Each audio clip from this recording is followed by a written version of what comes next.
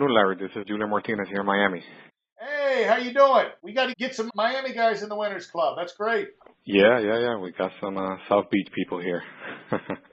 So my question for you, Larry, on this myth about winners, when somebody makes a decision like I have made that I'm sick and tired of just kind of being in the crowd and just want to stick my head up and become a winner, I guess my question is, are winners, the people that are succeeding, and I guess specifically in our business, are they good at everything? Or is it that they focus on certain things and they just master those skills in those certain areas, and then because they have so many people, then everything else kind of takes care of itself? What do you say about that? Well, here's the thing. Over time, you wind up eventually, just through exposure, you get good at everything. It's almost impossible. It's like being in the ocean. Pretty soon you get to see most of the fish out there because you live underwater. And whenever you're in a business and that's your full-time thing, you're going to get good at everything, but you don't have to be. Nobody can get good at everything. Here's the phrase. What you want to do is major on the majors. That's what winners do. They spend the most time on the most important things. What losers do is they major on the minors. They sweat all the details. Eventually, you're going to learn everything, but it's what you want to do is say, this is why I recommend if you run training programs or you're working with, even if you have you and one other person, you're going to be training them. Your focus has got to be, if you're in marketing, I'll use the marketing business, whatever your business is, your focus has got to be on what moves your business forward. Operating principles, grow or die.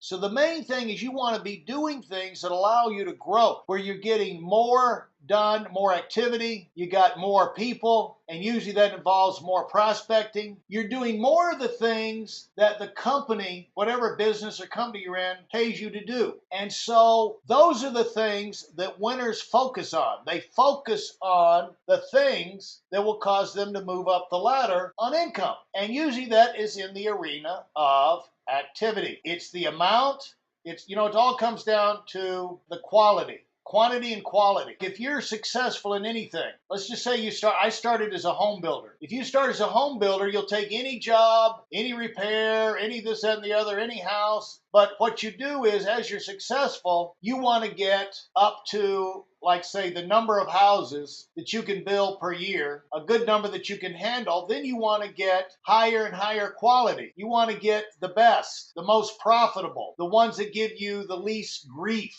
dealing with a client. You want to cherry pick. This is what you find, like, let's just say if you are a tennis coach, we'll go to tennis coach, or a golf coach. Let's use golf. We'll go to golf. Butch Harmon, he's got 5 brothers. His dad was a pro. All of his 4 brothers are golf pros. He's out in Vegas. He coached Tiger Woods on the way up. But now what happened with Butch Harmon, eventually he got up to the point where he coaches pros only. He got better and better and better, high quality. It's houses here if you're building. Over here, it's pros if you're coaching. And the ones he likes, the ones who will listen to him, the ones that are pleasant to be around. So right now, Tiger Woods left him long ago, but he's got like Phil Mickelson, and he's got a lineup of superstars because he's known as an outstanding coach. You want to get to where you can pick and choose who you work with, what you spend your time on, make the biggest impact. And so that's what winners do.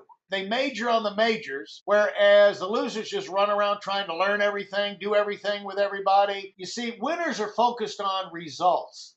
They're not just going to do anything with anybody. They're going to do it if it's worthwhile, if there's a payoff. And they don't really care if it's unpleasant, pleasant, or whatever. They're going to do what's necessary. They don't even know if they like it or don't like it. They do what's necessary, because if it's necessary for you to grow, for you to move up, well, it ain't going to go away if you ignore it. So let's do it and get it over with and get to the other side. That's what winners do. Losers, they avoid it. They ignore it. They do other stuff and they pretend to themselves. They live in denial. So hopefully, did that help you at all? That's something to get you started. Yes. No, that was tremendously helpful. Thank you. Okay. Work on that a while. And then if you still have a question, we can do it. We can get later. See, that's the thing. What's exciting about Winners Club is that you can continue to come back and revisit these issues until you really do get it. it's all, Winners Club is about massaging these things in. And that's really where the website and the White L Academy is. It's much of this stuff, you hear a great speaker talk, you listen to an audio, a lot of bam boom, they were incredible, but it really does very little permanent change in your life. You need to talk about stuff over and over. You need to hear it a variety of different ways for it to sink in. You got to see it. It's like looking at a piece of sculpture. You need to see it from all sides rather than someone flashes it across your eyes and then they're gone and you've got to try and remember it, or it's just words on a page. How much of a penetration into your life is that? There's a reason why, folks, Olympic athletes, professional athletes have a live coach, not just a video, not just a book. It's because books and videos and things like that only go so far. All right, next.